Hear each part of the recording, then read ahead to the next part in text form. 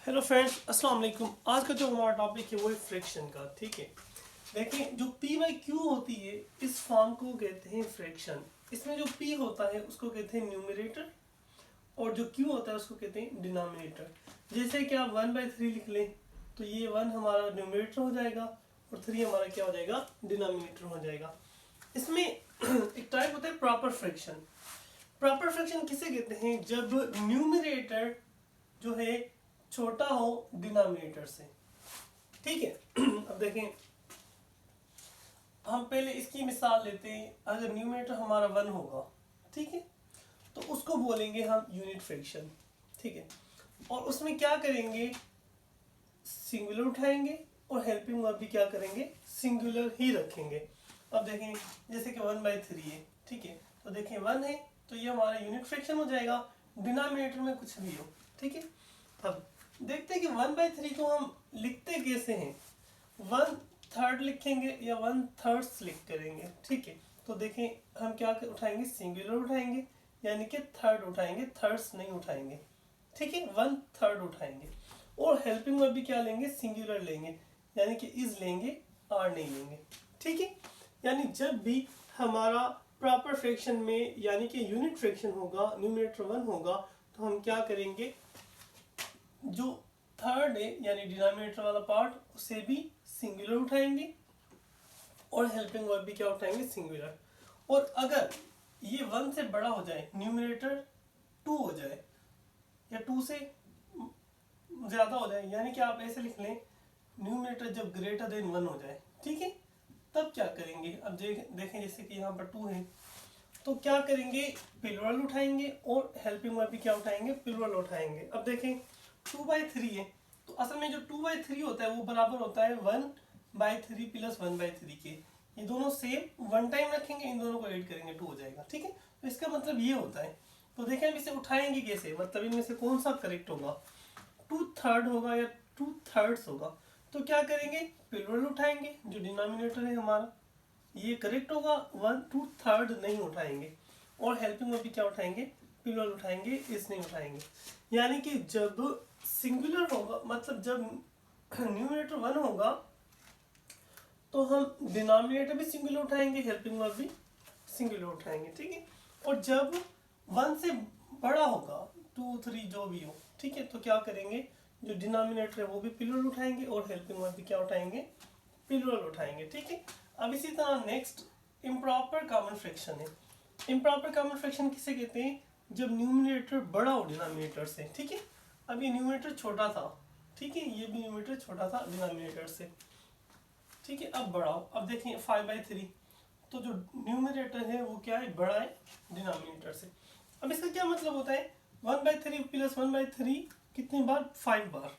इसका ये मतलब है, इन सब में से एक रखेंगे और सबको ऐड कर देंगे तो ये 5 हो जाएगा। ठीक है, अब देखें इनमें से करेक्ट कौन सा होगा 5/3 होगा या 5/3 होगा। ठीक है, अब देखें वही बात आ गई, जब न्यूमरेटर 1 से बड़ा है, ठीक है, तो हम क्या उठाएंगे, डिनोमिनेटर भी प्लूरल उठाएंगे और हेल्पिंग वर्ब भी प्लूरल उठाएंगे।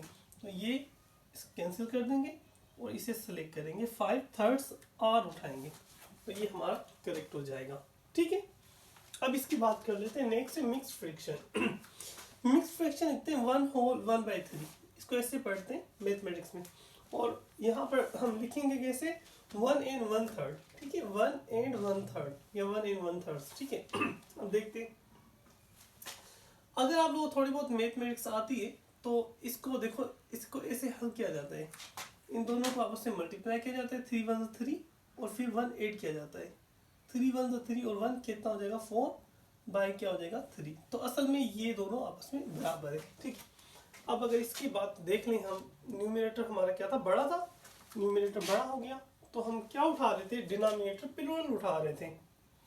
तो सेम, तो यहाँ पर भी हम डिनोमिनेटर क्या उठाएंगे, प्लूरल ही उठाएंगे। तो 1 and 1/3 होगा, 1 and 1/3 नहीं होगा। ठीक है, और हेल्पिंग वर्ब क्या लगेगा, आर लगेगा। यही बात है, ठीक हो गया। उम्मीद है ये आप लोगों को समझ आया होगा। ठीक है, अब देखिए यहाँ पर नेक्स्ट है fraction of noun plus helping verb. अब इनको हम कैसे रखते हैं, देखें अगर हमारे पास प्लूरल नाउन होगा तो हम प्लूरल हेल्पिंग वर्ब रखेंगे। अगर हमारे पास सिंगुलर नाउन होगा तो हम सिंगुलर हेल्पिंग वर्ब रखेंगे, और अगर हमारे पास अनकाउंटेबल नाउन होगा तब भी हम क्या रखेंगे, सिंगुलर हेल्पिंग वर्ब रखेंगे। ठीक है, अब देखें 1/3, पहले तो इसको करेक्ट करते हैं। 1/3 1 है, ठीक है, तो 1/3 सिंगुलर ही आएगा। जब भी ये न्यूमरेटर 1 आ जाए तो हम सिंगुलर ही उठाएंगे। ठीक है, तो ये करेक्ट है। 1/3 ऑफ 500 स्टूडेंट्स। अब ये देखेंगे, ये जो स्टूडेंट्स है इसके अकॉर्डिंग हम हेल्पिंग वर्ब उठाएंगे। ठीक है, तो देखें यहाँ पर स्टूडेंट्स क्या है, प्लूरल है। जब भी फ्रैक्शन ऑफ नाउन होगा, यानी बाद में नाउन आएगा, तो हम उस नाउन के अकॉर्डिंग हेल्पिंग वर्ब उठाएंगे। यानी कि हमारा क्या होगा, प्लूरल है तो प्लूरल हेल्पिंग वर्ब आएगा, इस नहीं आएगा, आर आएगा। ठीक है, अच्छा अब इसको लिखते कैसे हैं, 1/3 यानी ये हो गया 1/3, ऑफ की माना होती है मल्टीप्लीकेशन, और 500 स्टूडेंट्स। अब ये मैथमेटिक्स का प्रॉब्लम हो गया, इसे सॉल्व किया जा सकता है। ठीक है, इस तरह होता है।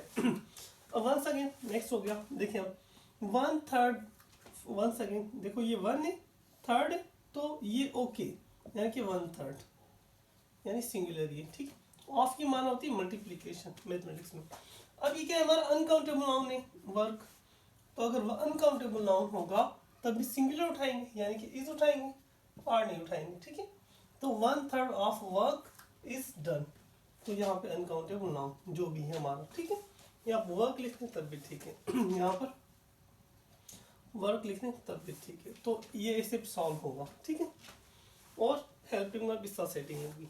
अब देखिए वंस अगेन यहाँ पर वंस अगेन 1/3 है। अच्छा इसको थोड़ा सा चेंज कर लेते हैं, इसको हम 2/3 कर लेते हैं। अब देखिए 2/3 हो गया, यानी कि न्यूमरेटर 1 से बड़ा हो गया, तो क्या होगा, प्लूरल उठाएंगे, यानी कि 2 ये थर्ड्स होगा, फिर प्लूरल होगा यहाँ पर। ठीक है, तो 2/3 ऑफ की जगह पे मल्टीप्लिकेशन। रोड हमारा क्या है, सिंगुलर नाउन है।